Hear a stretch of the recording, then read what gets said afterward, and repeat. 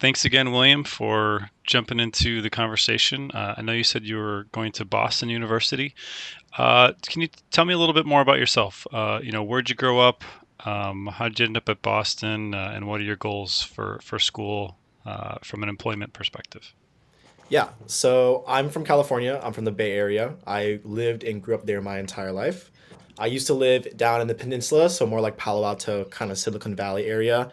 And then around third grade, I moved up to Marin County, which is on the other side of the bridge from San Francisco. My dad's in VC and my mom's in real estate, so I kind of had a, you know, interest or a small look into the finance world from both of their perspectives.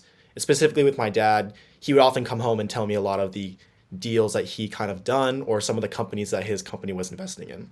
So through that, I kind of had this interest in business. And my journey from California to Boston was I lived in California my whole life and I wanted to experience something a little bit different, which brought me to Boston University.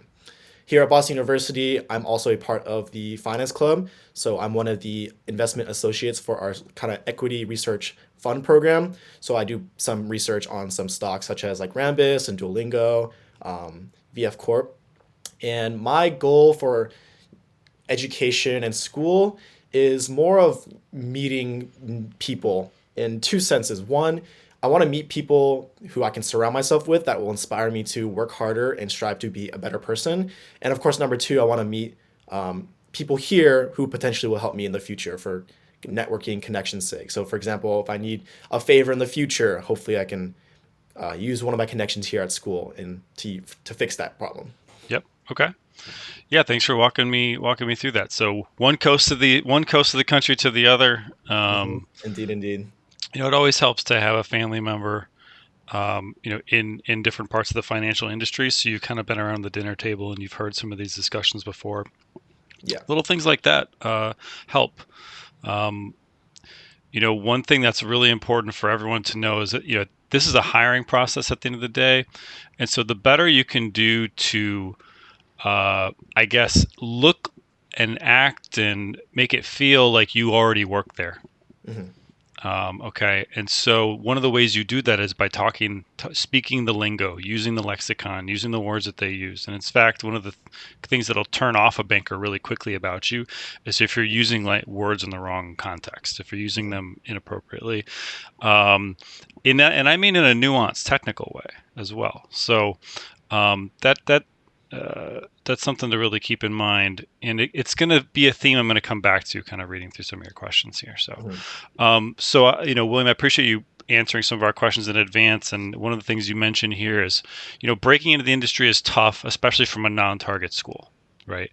You're not going to Stanford, you're not going to Harvard, so you know that not every bank is going to be coming to campus. Hmm. Hopefully, you guys do get a couple, but that's understandable, and obviously you're not alone in that. There's a lot of people that share that frustration and that struggle. Hmm. At the end of the day, going to a target school, the advantage you have is that the company will come to campus, Hmm. right? That's the big advantage. But outside of that one piece, which is a big advantage, don't get me wrong, but outside of that, everything you do is the same. Hmm.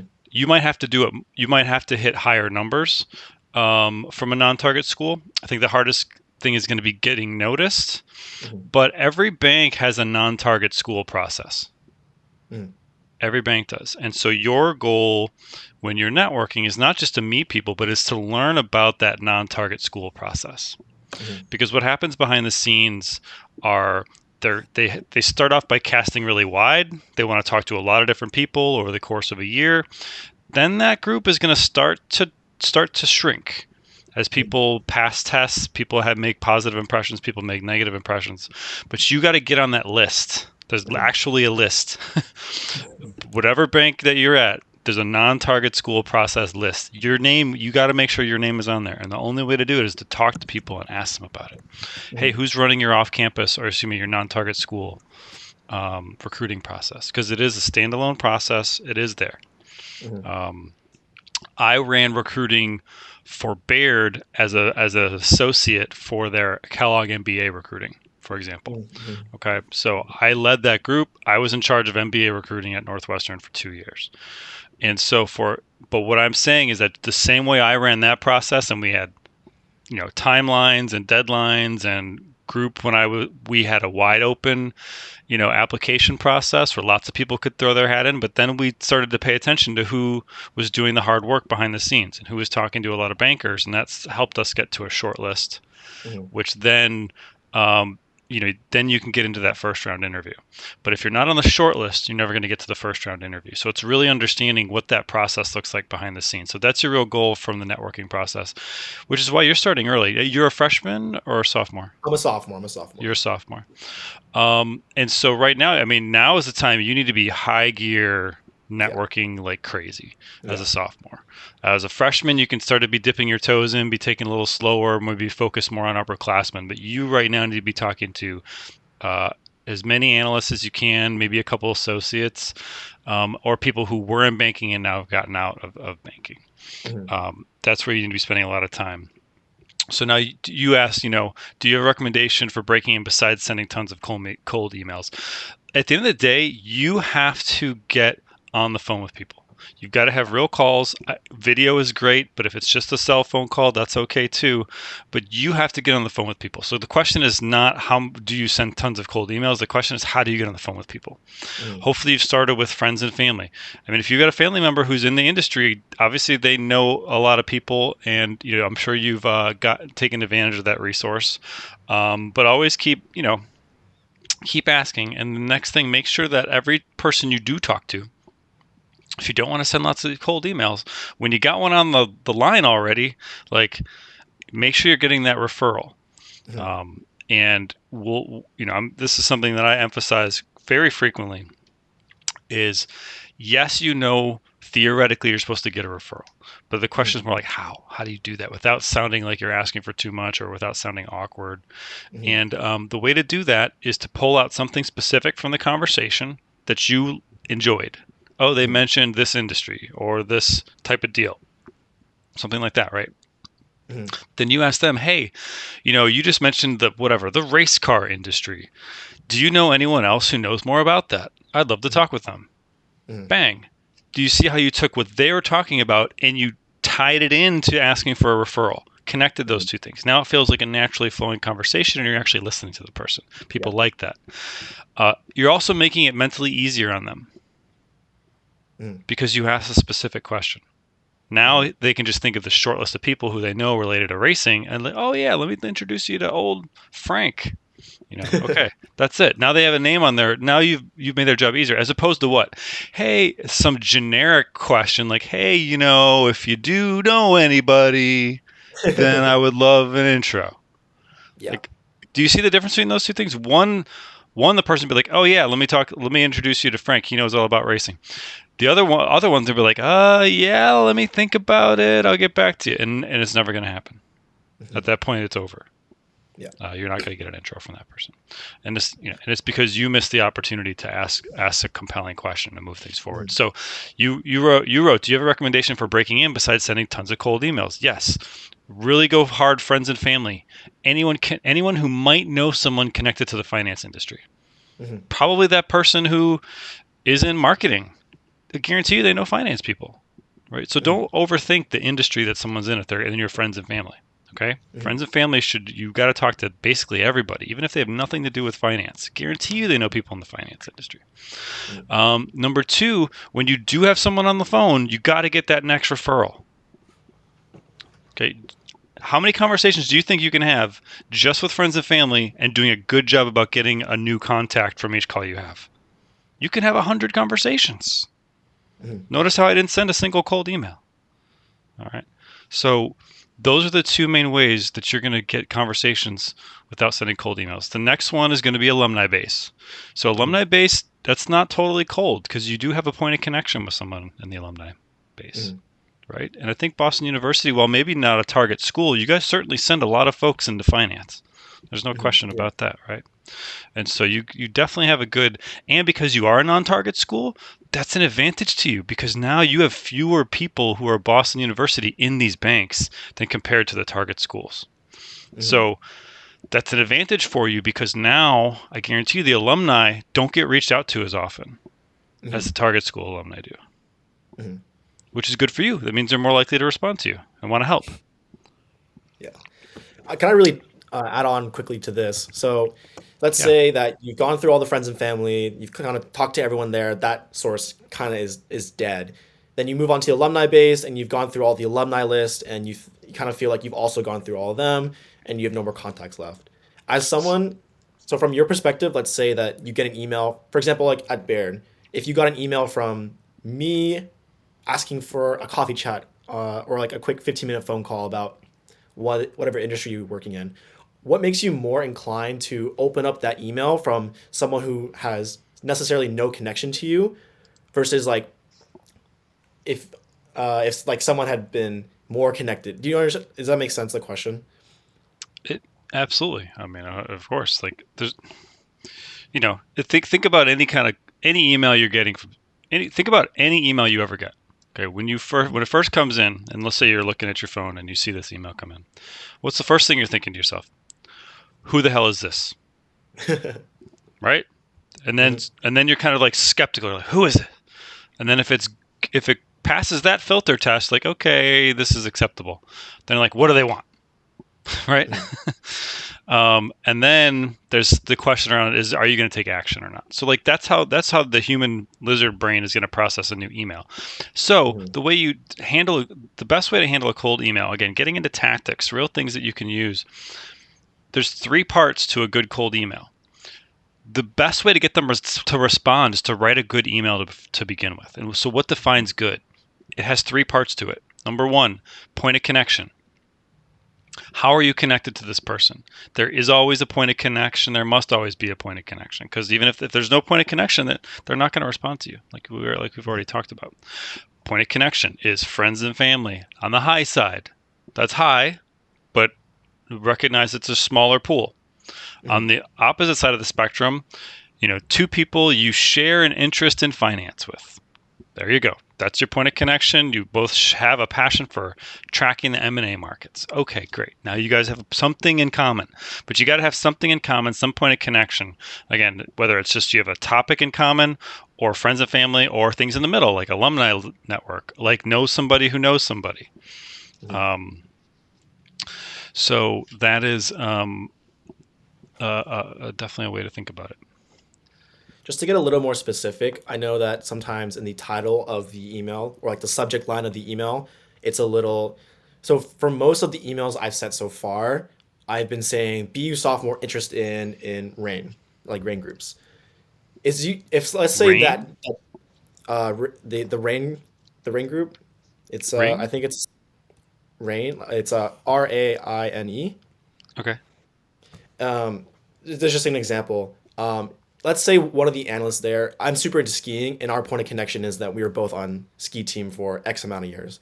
Would you Nice. recommend in the subject line saying like fellow ski athlete interested in rain, or I would you love it. just I love it. Absolutely Mhm, love it. mhm, Lead with that point of connection because a lot of people will ignore the random student, but oh, ski? Oh, yeah, that's right. How do they know I love skiing?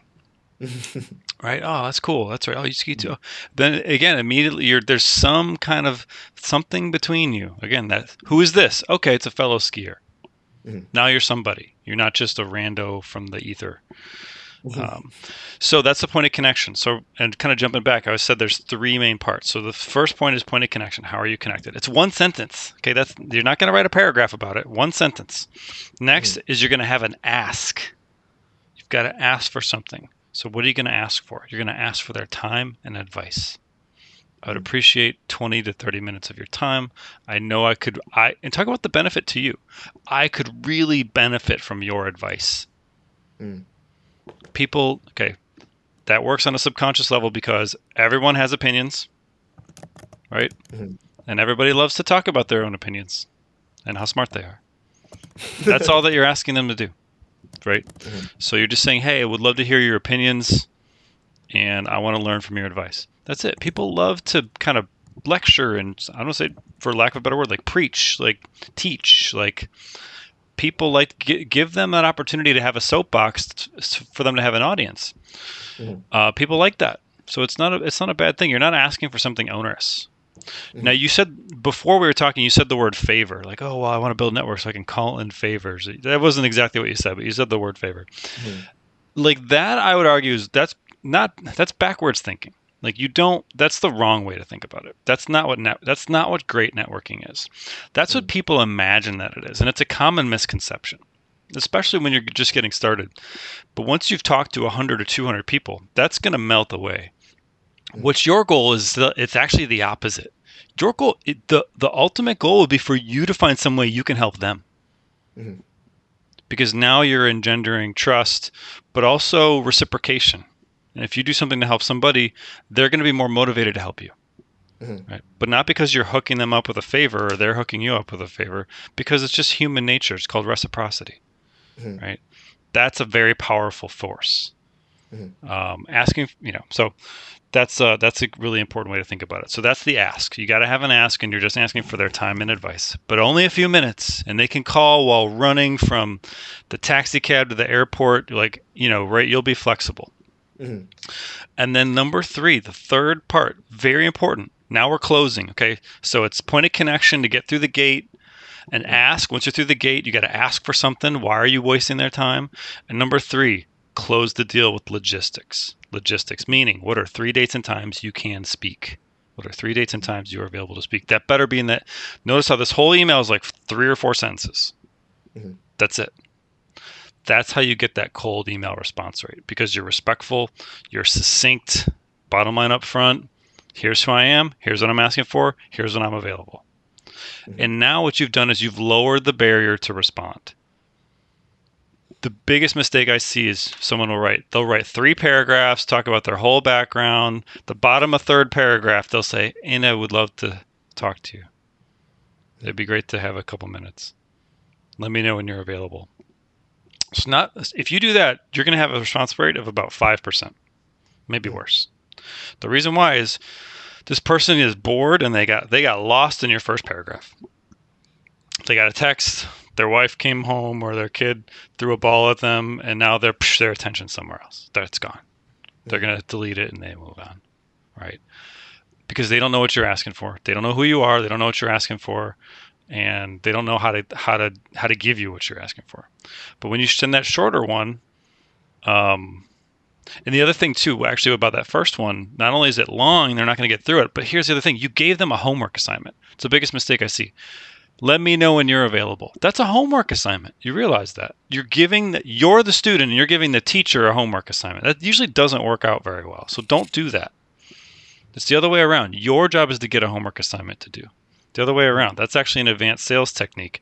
I call it get a homework assignment. That's your real goal from a conversation. Get a referral, yeah, but get a homework assignment. If your conversation is so rich and they're like, oh, you came across that article in Construction Industry News Magazine? That's really cool. Send that over to me.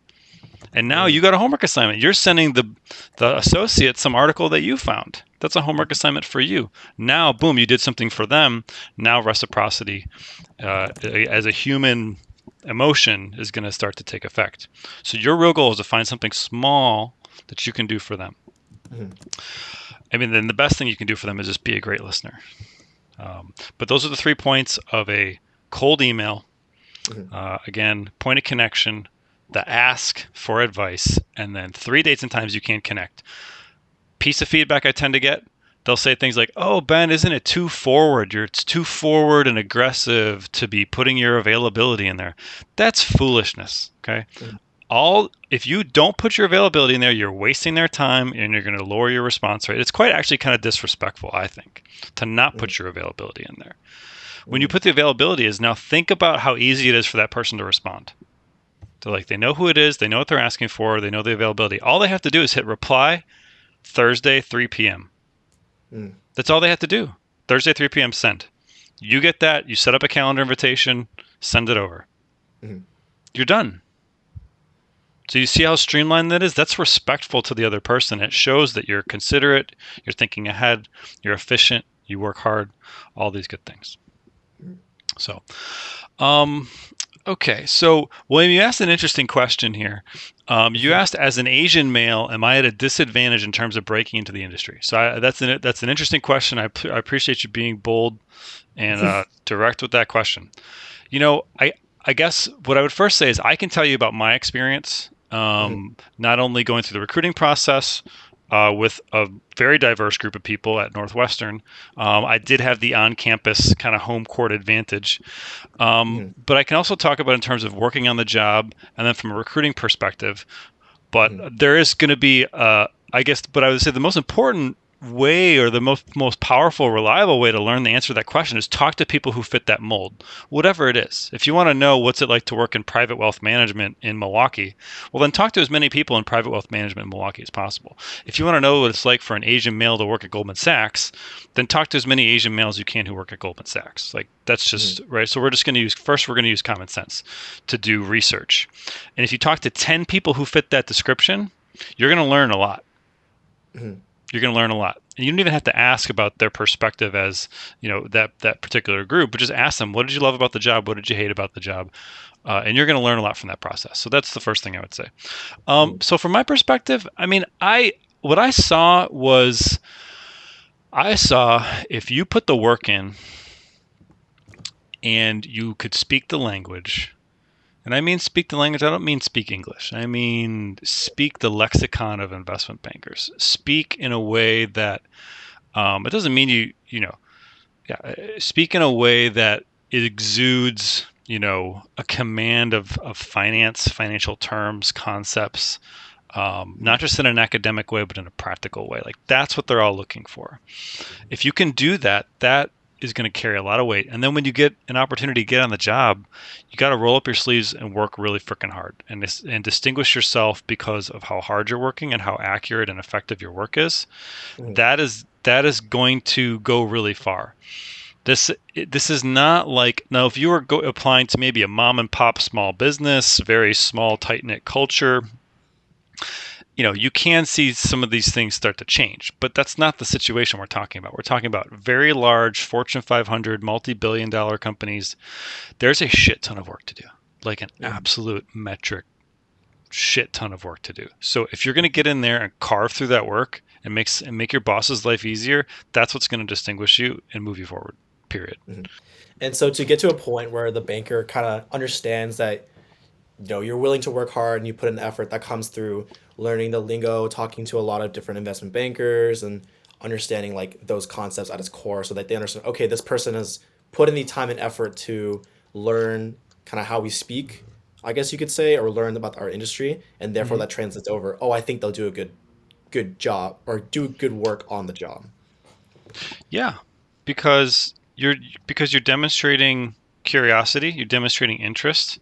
That communicates, work ethic and passion.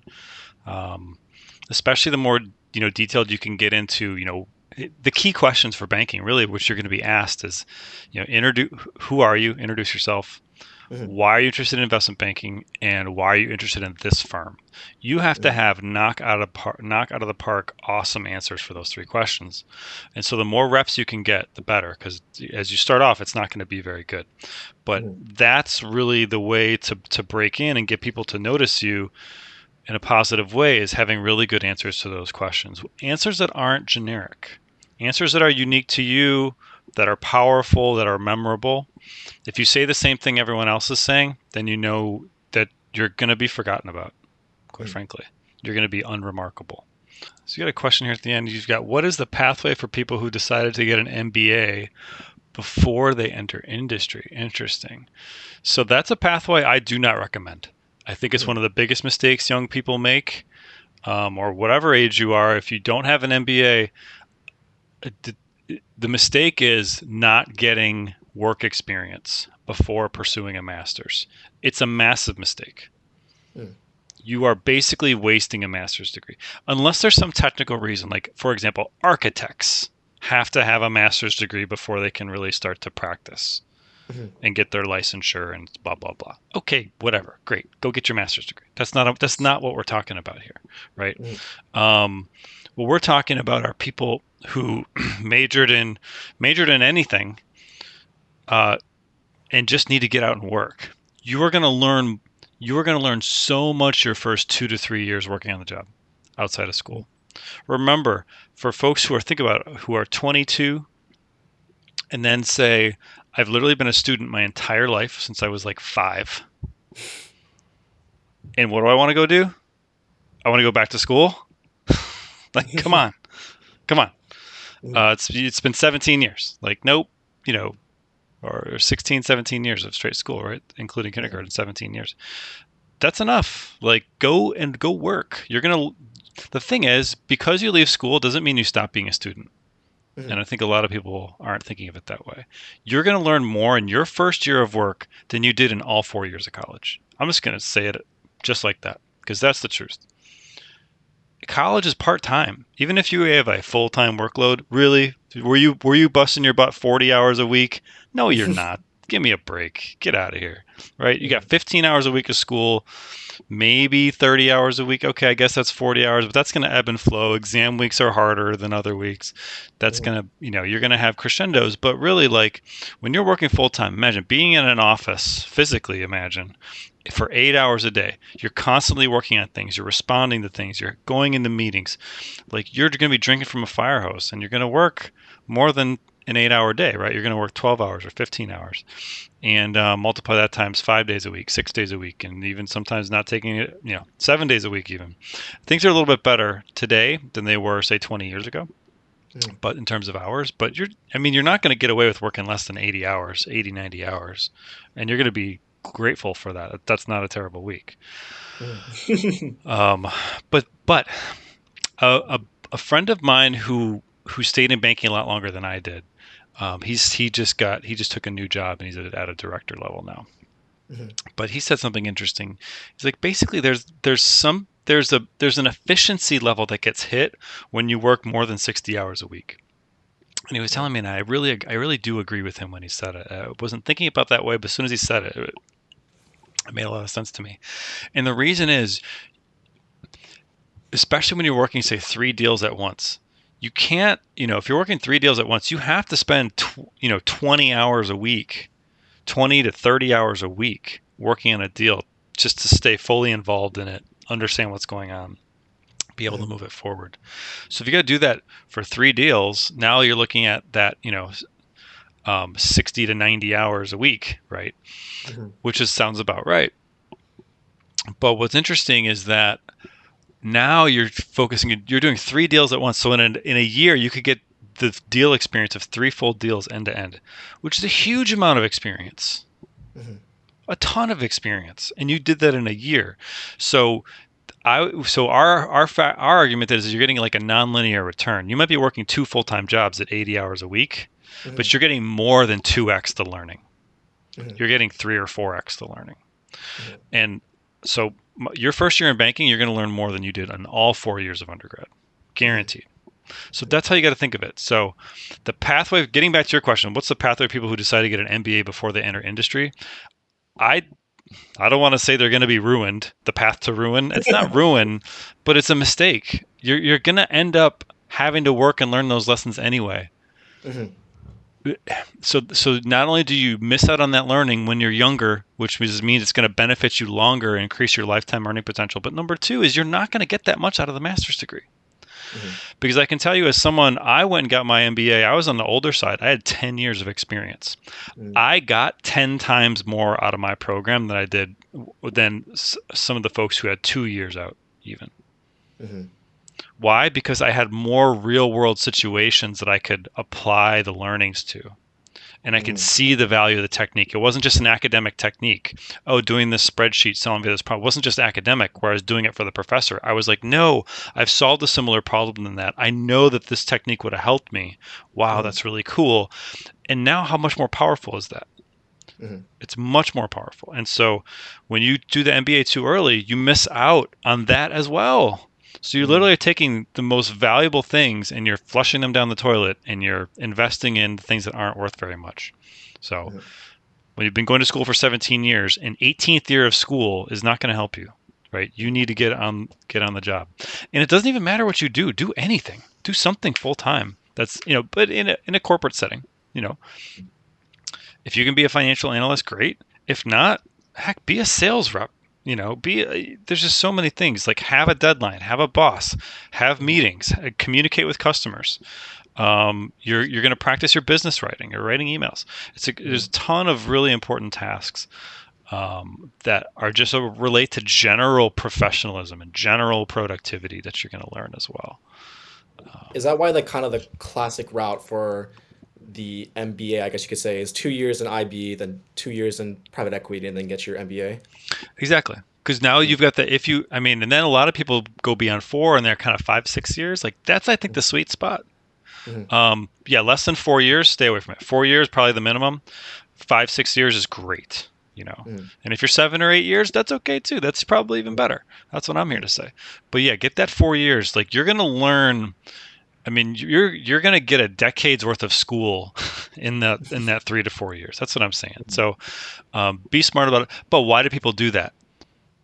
Because it's comfortable. School is comfortable. You know mhm, how to sign up for school. You know how to take out loans or or have someone else pay your tuition bill. Like mhm, that's you know how to do that, so you feel comfortable with that. mhm, You know how to deal with professors and how all that works. Whereas the work world is a total, it's mysterious. It's mhm, unknown. I don't know how to get there. I don't know if I want to be there when I do get there. And you're worried about all these things, but you just got to get out there and just start working. And you're going to have jobs you like. You're going to have jobs you don't like. The key is just to get in there and get working. I guess, well, let me ask you this in terms of your networking, you're a sophomore, mhm. you're finishing up in, are you guys quarter or semester? We're semester, Your so semester. we got about like a month and a half left before the A semester. month until you're going to be doing finals here, a little bit Yeah, of a yeah. month. Um, so how many networking conversations total have you had related to just investment banking or finance or anything on the professional side? Mhm. I think I have had about 15 different networking calls.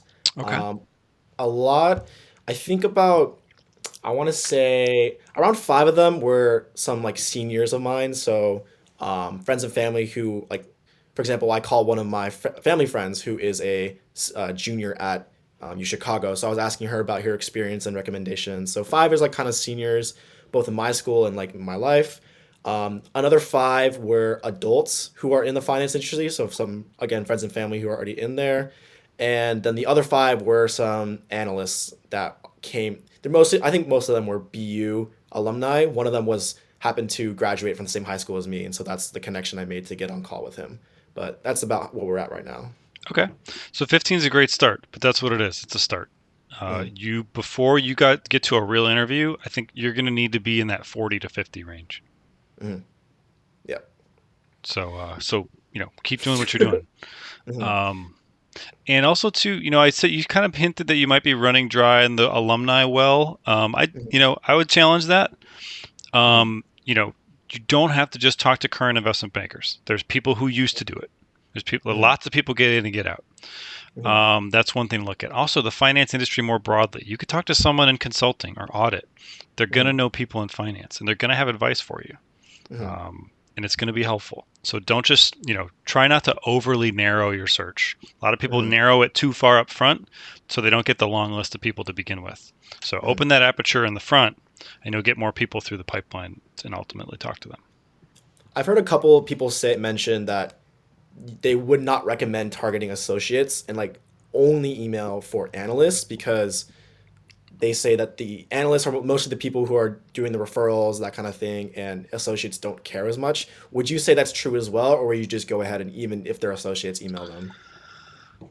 It's a really good question. There's two there's two important things to think about here. So number one is never start with associates. You're going to start with upperclassmen, then you're going to go to people who are currently interning, or and then you're going to people who are like in their first and second year as analysts. Mm, Alumni and then non-alumni, and you're going to kind of work towards. But after analysts, it's associates, and you do need to talk to associates at some point. It's not going to be in the mm, first. It's not going to be in your first 10% of calls, right? mm, But by the time you're in your last 10%, you better have already talked to them. So it's more towards the middle in that 30 to 50% range. Yeah, you do want to start to talk to associates. But you don't need to go nuts. It's definitely better to talk to but you should talk to 3 times for every associate you talk to. You should be talking to 3 or 4 analysts. There's no question mm, about that, right? mm, Um, and the other thing to think about is what kind of analyst are we talking about? Or excuse me, what type of associate are we talking about? Not all associates are created equal. What do I mean by that? mm, You're going to have direct promote associates and you're going to have MBA associates. All right. mm, I was an MBA associate. An MBA associate less of an ideal target to talk to. Mm, Once you're a VP, you're a VP. Don't worry about it. But when you're an associate, you don't. I mean, I think it's going to be helpful. I'm not saying don't talk to an associate in their first year, but just know who you're talking to. mm, And I can tell you from direct experience, you're trying to learn how to be a good analyst and a good associate at the same time. Whereas the person who's a direct promote was an analyst for 3 years, promoted to associate. That person's a really great person to talk to, and they're going to care mm, immensely about the analyst selection process because they came through it. mm, And so mm, make sure you know. That's a great question to ask an associate. Are you a direct promote, or did you come out of an MBA program? mm, mm, Key difference. And mm. I'll tell you, the associates that are direct promotes crush it. I mean, they just crush it because they're so far ahead of the MBA associates because they've been working Mm. for 3 years already on the job. Back to your point about it's in the latter half of your, like, you're going to be talking with associates, but that's more in the latter half of your like networking process. Would you say that comes more from you talk to a couple analysts at like the specific firm, and then you happen to get a referral like, hey, I want to learn more about the automotive aftermarket industry, and they happen to connect you with an associate? Would you Yeah, say most of your then you're conversations just will gonna come from roll that? with it. I mean, yeah, if you get Yeah, a referral, you follow-ups. roll with it. We talk. That's easy, right? You're gonna say Mm, yes. I guess I'm talking mm, about more like I think that's the way you want to come across associates and VPs. Ideally, is mm. there's an analyst you talk to, like, oh, you got to meet this person who I work with. They're great. That's where Uh, you want to be. That's where you want to be. mhm, But I guess I'm talking more about targeting associates. You don't need to talk to that many associates, but there is a time when you need to talk to associates, VPs, directors, MDs. You need to start to work your way up the chain. But after you've built confidence and you've gotten a lot of reps and you have good answers to why investment banking, and these different things, which kind of brings us to Adventus. I think you were a subscriber to our email list, but you hadn't registered for Adventus yet. Is that correct? yeah, I'm a subscriber for the internship database, I believe. Yeah. So, So it's a great database. It's a service that we provide, and we're happy to do it for free. Um, just know that if you were to register for Adventus, you get an entire investment banking recruiting course in the mhm, background. There's I helped create the videos. There's 10 videos. It's all there for your consumption. There's 10 different lectures, and we talk through all of the networking pieces, how to frame your stories, how to get good answers to those questions of walk me through your resume, why investment banking, and why this bank, because those are what's going to set you apart and going to make you or break you in the recruiting process. So mhm, just to let you know what types of resources are out there. mhm, Um, and just so the Adventus financial modeling, the way I view that is you need training the street, Wall Street prep, but those are different. Adventus is more foundational. You're going to be focused mhm, on keystrokes, efficiency, and accuracy, and building mhm, the three-statement fully circular model, and that's it. Not this mhm, advanced accretion dilution and pulling numbers out of 10Ks. Like you'll get there, but that's not. We would argue that's not the best place to start. mhm. So that's just a little bit about the modeling program at Adventus. And then for me, even though you said earlier that I should be deep into the recruitment part at this, or the networking process at this point, is it Yeah, too late to get this? Is it too late to kind of purchase the course, or do you think it's the perfect time? it's definitely not too late. I mean, the it can help you in the interviewing process because you're going to be more familiar with the lingo. Mhm, Being able to build, you can talk about modeling from the perspective of having done it and having made mistakes and fixing it and finding things, as opposed to academically what you might do with a model. mhm, It makes your other training that you take more effective. It's going to make you more effective in your accounting and finance classes, mhm, in the near term. And then when you get on the job over the summer, regardless of what job you get, you're going to be more effective because you can use Excel without a mouse. Any type of model, chart, database is going to be a lot easier for you to manage. mhm, And so those are the advantages. So it's definitely not too late. I mean, most freshmen don't take advantage of it. But I will mhm, say it is extra work. The whole program, if you really do the full modeling program, it takes about 20 hours.